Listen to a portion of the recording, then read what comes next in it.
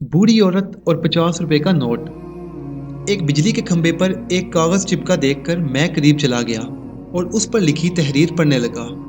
लिखा था, बराए करम जरूर पढ़ें। इस रास्ते पर कल मेरा 50 रुपए का नोट गिर गया है। मुझे ठीक से दिखाई नहीं देता।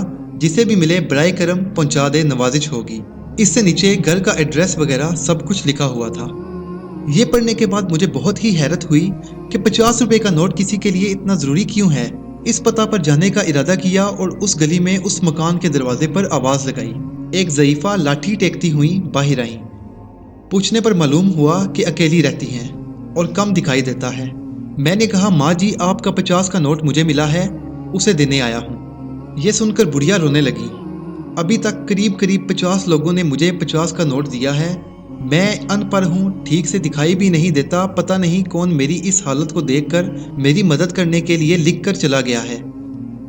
बहुत ही इसरार करने पर माई ने पैसे तो लेकर रख लिए, लेकिन एक दरख्वास्त की कि बेटा, वो मैंने नहीं लिखा, किसी ने मेरी मदद की खातिर लिख दिया है। जाते हुए उसे फाड़ कर फेंक देना।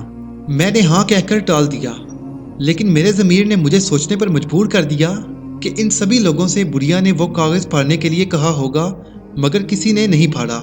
जिंदगी में हम कितने सच्चे हैं, कितने गलत, ये सिर्फ अल्लाह ही जानता है। मेरा दिल उस शख्स के बारे में सोचने पर मजबूर हो गया कि वो शख्स कितना मुखलिस होगा जिसने बुढ़िया की मदद का ये तरीका तलाश किया। ज़रूरतमंदों की इमदाद के कई तरीके हैं। मैंने उस शख्स को दिल से दुआएं दी कि किसी की मदद करने के कितने तरीके हैं। सिर्फ मदद करने की नीयत होनी चाहिए। रास्ते और रहनुमाई अल्लाह की तरफ से खुल जाते हैं।